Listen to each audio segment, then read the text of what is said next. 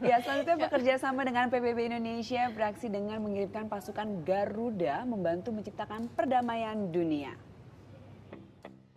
Kontingen Garuda disingkat KONGA atau Pasukan Garuda adalah pasukan Tentara Nasional Indonesia yang ditugaskan sebagai pasukan perdamaian di negara konflik. Sesuai dengan satuan tugasnya, menolong negara konflik untuk menciptakan kondisi damai yang harus dipertahankan. Pasukan Perdamaian Indonesia yang sering disebut dengan Pasukan Baja Biru karena topi biru mudanya. Sebagian dari mereka sudah pernah dikirim ke UNIFIL, yaitu United Nations Interim Force in Lebanon. Berpangkat sebagai Kapten Korps Polisi Militer di Peacekeeping Center dan Perdamaian Indonesia, Henry pernah menjadi pasukan Garuda yang bertugas di Lebanon pada tahun 2008 hingga 2009. Kami ditugaskan tepatnya di sektor timur, UNIFIL, Lebanon. Tugas kami ya investigasi, penyidikan terbatas, kemudian pengaturan lalu lintas, penegakan hukum di sektor timur, Lebanon. Di awal penugasannya, Henry mengalami bermacam kesulitan. Kesulitan datang karena cara kerja TNI yang berbeda dengan negara yang ditempati. Namun bekal yang pernah dia dapatkan dari Pusat Misi Pemeliharaan Perdamaian atau PMPP tentang pengetahuan dan kemampuan banyak membantu Henry untuk lebih cepat beradaptasi. Selain Henry Wira, ada juga Yosef M. Purba. Di PMPP bertugas sebagai Kapten Pasukan NRP 569 Kontingen Garuda di UNIFIL. Membantu untuk memelihara lingkungan Lebanon Selatan agar tetap damai. Tidak hanya TNI pria yang dikirim ke daerah konflik, wanita TNI juga ikut dikirim ke daerah konflik. Naning Yuniarti, wanita TNI yang pernah bertugas menjadi staf wakil komandan di sektor timur pada tahun 2010 hingga 2011. Mendampingi wakil komandan mengenai administratif hingga memastikan kelancaran tugas-tugas wakil komandan. Tugas ini pun menjadi pengalaman yang paling berkesan bagi Naning. Perbedaan budaya dan kesulitan justru menjadi pelajaran yang berharga baginya. Indonesia dengan pasukan Garudanya telah menjadi bagian PBB dalam misi perdamaian dunia selama 56 tahun. Walau harus jauh dari Indonesia, rasa bangga mereka lebih besar demi menciptakan perdamaian dunia. Rizka Ramdhani, Laga Pualam melaporkan untuk NET. Saat ini sudah bergabung bersama kami prajurit-prajurit yang pernah turut serta melakukan misi perdamaian dunia. Tentunya ada Kapten PSK Yosef M. Purba, ada Kapten CPM Henry Wira, serta Herman Naning Serma Naning Yuniarti. Selamat pagi. Selamat pagi, Bapak dan Ibu. Ya tuh gagah-gagah ya. Luar biasa. Cita-cita saya dulu nih, di diary kan saya tulis di diary jadi tentara. Jadi tentara. Tapi potongan saja mirip tentara tapi belum sampai. Jadi presenter Ujung-ujung saja. jadi presenter saja cukup ya. Tapi ingin kita ketahui mungkin ya terlebih dahulu nih Pak Yosef, apa sih tugas dari pasukan Garuda itu sendiri? Pasukan Garuda itu kan intinya adalah pasukan TNI yang dikirimkan ke luar negeri untuk melaksanakan misi-misi perdamaian. Biasanya kita dikirim ke daerah konflik untuk mencegah terjadinya konflik antar dua pihak yang bertikai atau lebih demikian. Yang membuat tertarik menjadi pasukan perdamaian dunia seperti apa? Ya kalau saya secara pribadi menurut saya itu adalah tugas yang mulia ya dan merupakan suatu kebanggaan tersendiri. Kita keluar negeri membawa nama negara, orang tidak melihat kita angkatan darat, laut atau udara. Mereka lihat di sana sini kita pakai merah putih, berarti kita membawa nama negara. Ada membedakan jadi dari pasukan perdamaian dunia? Tidak ada. Benderanya saja. Benderanya saja. Putih kita pakai pada saat di sana. Kemudian seleksinya seperti apa sih? Susah ya? Seleksinya tentunya ada beberapa tahap. Ada beberapa tahap. Benar, diawali dengan tentunya sosialisasi Iya. dari komando atas kepada satuan-satuan yang akan disiapkan untuk berangkat tugas. Kemudian selain itu setelah sosialisasi tahap berikutnya adalah penyeleksian. Jadi kami yang dipanggil itu akan dites. Tesnya itu berupa tes kesehatan. Pasti ya, tes kesehatan. Pemeriksaan dari kepala sampai kaki. Kemudian ada kesehatan jiwa, itu tertulis. Kemudian ada kesemaptaan jasmani.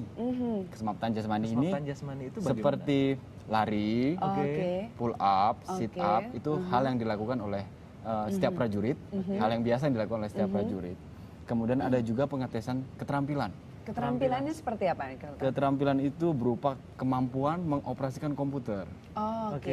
Kemudian kemampuan dalam berbahasa Inggris. Berbahasa, ada ini karena kita di luar negeri dong, Karena kita di luar negeri kan. Karena kita bergabung dengan pasukan negara lain. Negara lain. Artinya kita pun juga membawa misi dan harus bisa ya berbahasa Inggris, Mbak.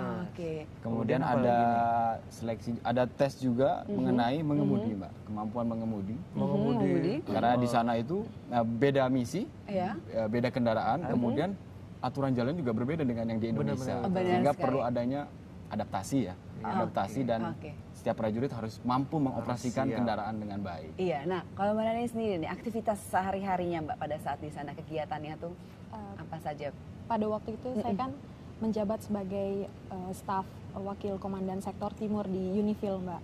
Jadi kegiatannya mendukung kelancaran tugas-tugas wakil komandan sektor timur secara administrasi. Terus kemudian mendampingi juga untuk event-event yang akan dihadiri oleh Wadan sektor timur. Kemudian juga kita mempunyai tugas sebagai wakil asisten duty officer.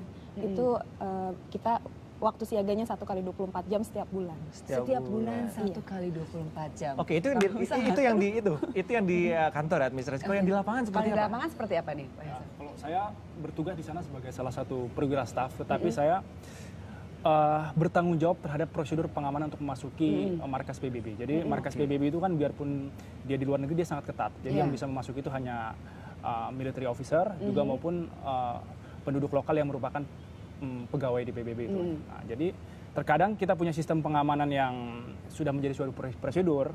Masyarakat setempat yang dari luar, yang bukan petugas UN, mereka ingin masuk. Contoh di sana ada rumah sakit, masyarakat ingin masuk. Nah, itu tentunya kan ada suatu sistem prosedur pengamanannya. Cuma terkadang kita sulitnya di situ, kita harus menerangkan kepada mereka, ini loh Bu prosedurnya untuk masuk. Cuma terkadang kan loh, ini kan negara saya mau masuk, kenapa dia sulit? Nah, di situ tantangannya menurut saya, di situ kita menerangkan kepada mereka. Anda kan tentara negara lain ya, tapi kita kan membawa nama PBB seperti itu. Tantangannya. Berarti pertugas terakhir di Lebanon? Lebanon saya 2008-2009. Oke, mereka bisa berbahasa Inggris masyarakat waktu di situ? Apa bahasa? Tidak semua. Ya. Komunikasi seperti apa? Mungkin bisa cerita pengalaman masing-masing. Terutama saya boleh bercerita? Boleh. Silakan. Waktu itu karena saya bertugas sebagai polisi militer di sana, artinya kami bertugas sebagai pemelihara ketertiban di daerah misi di Unifil. Tentunya kami selalu berdekatan dengan masyarakat sipil.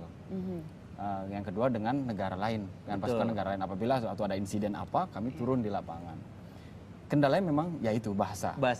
Begitu kita mencoba mengumpulkan suatu keterangan atau kita mencoba menggali suatu maksud dari kita terkadang mereka tidak menangkap, bukan karena bahasa kami, tapi ya karena mereka pun bahasanya juga bisa dibilang masih belajar juga, sehingga terjadi salah paham tapi mengerti juga gitu. Kita ngomong maksudnya apa dengan sedikit bahasa tubuh, mereka pun bisa mengerti. Body language akhirnya, Mbak. Jadi tidak semua mengerti bahasa Inggris ya di sana di Lebanon. Kalau dari Mbak Nani sendiri, bagaimana pengalamannya? Sama, karena pada saat itu saya tinggal dengan brigade Spanyol waktu itu. Jadi mayoritas di situ dari tentara Spanyol dan yang hanya perwakilan-perwakilan dari tiap-tiap itu mana nih mungkin? Iya. Iya, oke. Waktu itu perempuan saya hebat luar berada biasa di Blue Line. Di mana ini? Iya, itu di dekat dengan Iris Battalion. Iris Battalion. Iya, karena waktu itu kami mengadakan kunjungan ke tiap-tiap Blue Line. Gimana tadi tentara Spanyol gimana? Spanyol lah. Iya, kalau untuk kendala bahasa juga sama waktu itu. Karena kan kami harus berkoordinasi untuk kegiatan acara ataupun kegiatan lainnya yang berada di kompon itu. Jadi mau tidak mau saya harus berusaha untuk mempelajari bahasa mereka. Bahasa Spanyol. Jadi sudah bisa bahasa Spanyol sekarang? Sedikit. Ini dan Mbak Nani bersama teman-teman ya yang ini semua. kebetulan wanita TNI yang dikirim pada tahun itu 2010 sampai dengan 2011. 2010 sampai dengan 2011. Iya, lihat pakaiannya dari itu gagah tapi wajahnya luar biasa ya senyum. perempuannya. Tetap terlihat Indonesianya kan betul. Pastinya. Nah, kalau Mas Yosef sendiri pengalaman yang menarik apa ini? Iya. Pengalaman yang menarik ya pada saat saya di sana kita jauh dari keluarga kan, lalu ada pada saat-saat tertentu mungkin hari-hari besar pada saat kita harus berkumpul dengan keluarga kita jauh. Nah di situ kita karena kedekatan kita dengan masyarakat setempat kadang kita diundang ke tempat masyarakat untuk melaksanakan mungkin acara bersama dan sebagainya. Itu merupakan suatu kedekatan dan meninggalkan kesan yang mendalam bagi saya. Oke. Bisa dijelaskan ini foto pakaian apa yang digunakan? Iya, ini kebetulan Satgas POM ini pakaian huru hara. Pakaian huru hara. Crowd Riot Control. Oke. Jadi di samping di sana kami bertugas sebagai pasukan perdamaian, kemudian fungsi kepolisian militer, kami pun punya kemampuan dibekali untuk pengendalian huru-hara. Oke. Kalau tadi Mas Yusuf sempat mengatakan tentang keluarga jauh gitu. Nah, dukungan keluarga sendiri itu gimana? Mungkin satu persatu nanti silakan. Ya, keluarga saya pada prinsip sangat mendukung ya, sama istri saya pada saat proses keberangkatan, selama di sana juga kita tetap jaga komunikasi dengan baik, pada saat sepulangan, menjemput dan sebagainya. Begitu juga pihak orang tua, adik-adik saya sangat mendukung dan sangat suportif. Jadi saya sangat senang sekali, sangat membantu. Alisa sendiri? Ya, serupa dengan Kapten Purba, Kapten Yosef. Pada saat itu saya belum berkeluarga. Jadi pada saat berangkat, memang dukungan dari orang tua sangat mendukung sekali dan bangga sekali. Bangga sekali. Betul, Mbak. Dan mereka sudah tahu konsekuensi bagaimana memiliki anak sebagai seorang prajurit. Dan kita lihat nih, lagi ada di salju. Nah, secara cuaca kan juga berbeda sekali dengan Indonesia. Itu bagaimana menyesuaikan, beradaptasi dengan cuaca di Indonesia dengan cuaca yang di sana? Ya, itu cuaca kan perubahan cuaca sangat ekstrim ya. Dari kita yang biasa tropikal ke cuaca yang bersalju dan sebagainya. Jadi memang kita sudah disiapkan selama di sini, baik dari pembinaan fisik, selama pre-deployment training kita siapkan fisik, peralatan dan perlengkapan. Jadi kurang lebih butuh 1 bulan 2 bulan untuk beradaptasi, kita bisa melaksanakan tugas dengan baik. 1 bulan 2 bulan ya masalah. Tidak kaget habis itu ya? Ya awalnya kaget pasti. Awal kaget. Sebulan. Tapi sesudah itu kita bisa menyesuaikan diri dengan cepat. Itu sebabnya ada tes fisik pertama kali sebelum masuk seleksi semuanya kesehatan. Dan selama kita pre-deployment training sebelum berangkat kan dibina fisik kita supaya kita mampu menghadapi berbagai tantangan di medan tugas. Itu berapa lama latihan fisik seperti itu? Sebulan kurang lebih. 1 bulan. 1 bulan kurang. Ini sama ya, wanita dan laki-laki sama. Sebulan. Sama. Ini kan kalian terpisah jarak jauh dengan keluarga Indonesia. Itu cara berkomunikasinya telepon atau Skype atau bagaimana? Teknologi itu semakin canggih sekarang kan ya, sudah atau cuma SMS aja. Teknologi sangat membantu ya. Sangat membantu ya. Jadi kita ada banyak teknologi, internet, chatting, Skype dan sebagainya itu sangat kita manfaatkan. Kita juga bisa bertelepon dengan keluarga ya. Jadi sangat membantu. Ada fasilitas-fasilitas untuk mendukung. Jadi tidak ada batasan ya dalam berkomunikasi dengan keluarga di Indonesia. Kita tinggal manfaatkan waktu dengan baik sebaiknya. Kita bagi antara tugas dan keluarga. Kita harus tetap profesional kan, kita maintain di sana karena kita membawa nama negara kita merah putihnya. Jadi kita bagi waktu yang baik untuk keluarga maupun untuk tugas. Jadi komunikasi setiap hari ada?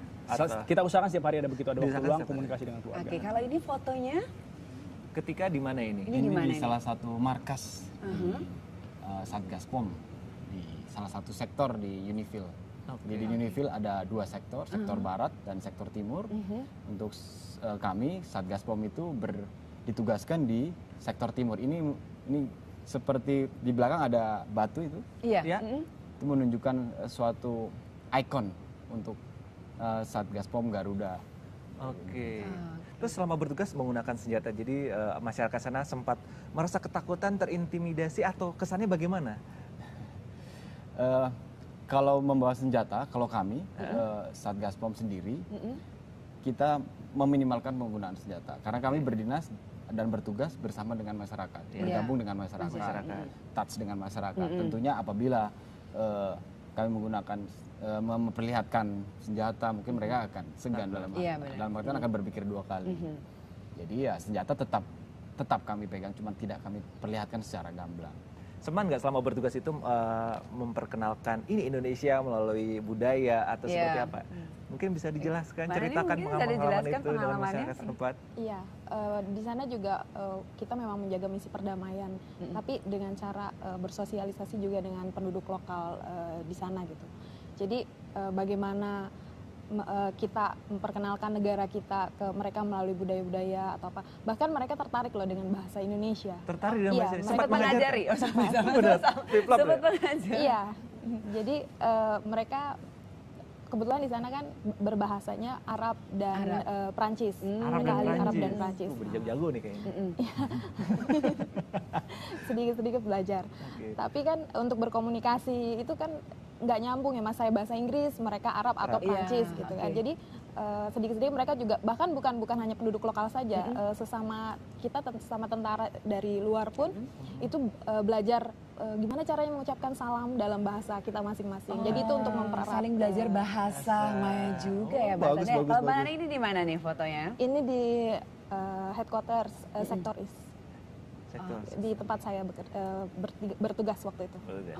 Kemudian untuk makanan sendiri bagaimana di masakan Libanon ketika Indonesia yang wah ada enaknya, kesulitan, ada pedas, ada tempe, ketika di sana makanannya ransumnya ya, masih sangat berbeda ya, masih sangat berbeda sekali. Awal-awal ya kita kangen masakan Indonesia ya pasti. Jadi saya mengakalinya, saya kadang bawa abon, bawa makanan-makanan Indonesia. Kering ya, bisa dimakan. Jadi suatu saat kita jenuh makan makanan Libanon terus, kita buka, kita makan makanan Indonesia seperti itu.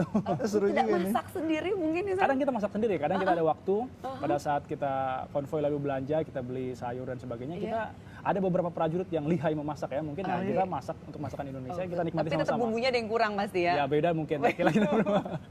Jadi di sana sudah bertugas berapa lama di Lebanon? Kurang lebih 1 tahun. 1 tahun.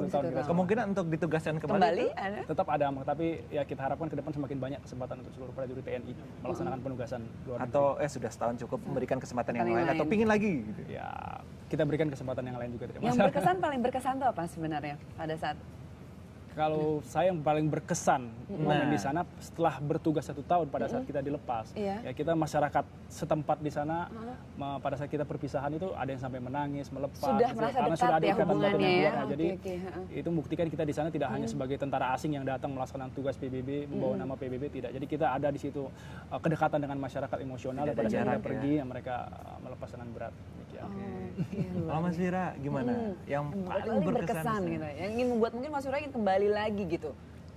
Paling berkesan di daerah misi tentunya bisa bergaul dengan pasukan yang lain, pasukan negara lain. Kita bisa bertukar pikiran, bisa bersharing teknologi, informasi, itu sangat berkesan sekali. Kemudian bagaimana ya itu belajar bahasa, bagaimana berkomunikasi, sehingga kalau untuk kembali lagi masih ini Mbak ya, saya mempersilakan kepada rekan-rekan yang lain ya, bergantian memberikan kesempatan untuk merasakan pengalaman.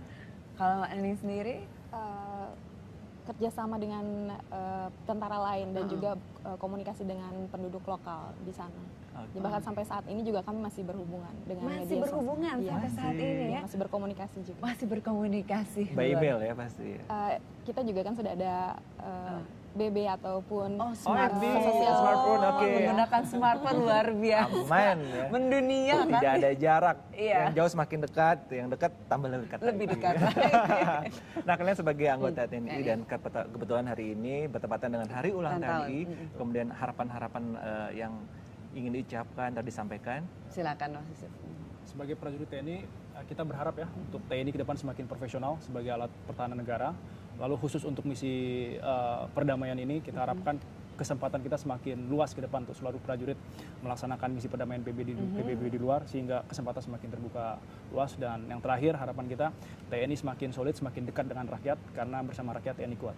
Amin. Bersama rakyat TNI kuat. Harapannya? Harapan saya selaku prajurit TNI pada rekan-rekan kami yang sedang berjuang maupun yang di perbatasan, yang berdinas di luar negeri, tetap jaga profesionalisme, Mbak, Mas Yo. Kemudian tetap selalu kami, karena kita berasal dari rakyat, untuk rakyat dan oleh rakyat. Luar biasa. Luar biasa. Kalau Mbak Nani sendiri harapannya? Untuk TNI semoga selalu bisa menjaga perdamaian dimanapun, baik di Indonesia ataupun di seluruh dunia. Luar biasa, pasukan perdamaian Indonesia yang sangat proud ya, bawa nama Indonesia. Ya, gitu ya. Walaupun kamu belum tidak jadi tentara, tapi bangga kan? Saya saja nanti jadi tentara ya. Terima kasih ya, Mas Yusuf, Mas Vira, juga Mbak Nani. Terima kasih, dan pastinya berikut ini kami memiliki sebuah tayangan tentang keluarga para perwira pasukan perdamaian.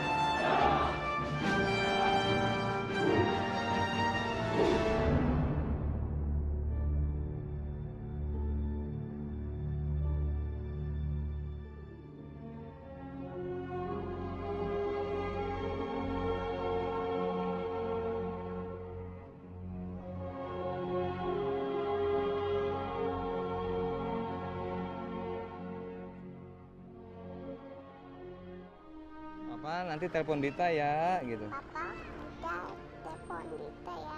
Iya. Papa hati-hati ya.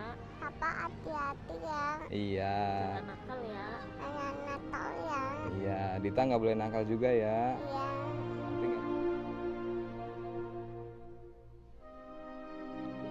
Nama saya Sundoko, pangkat Letnan 1 Korup Khusus. Sehari-hari saya berdinas di Koop AU1 sebagai Kasipen Penerangan Umum.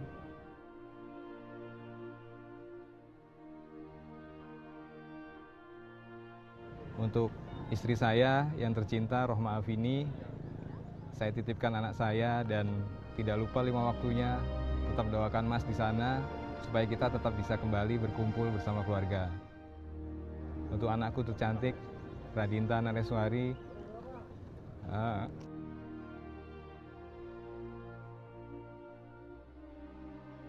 Bapak sayang Dita, Dek.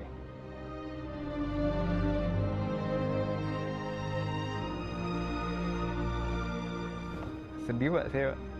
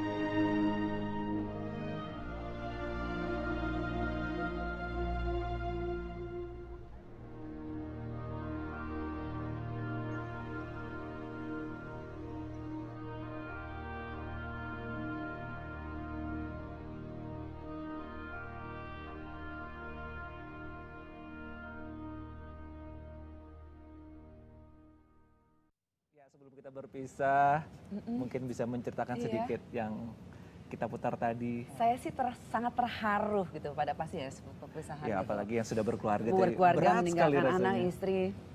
Ya, itu merupakan suatu hal yang terjadi ke seluruh prajurit TNI yang akan melaksanakan tugas ya.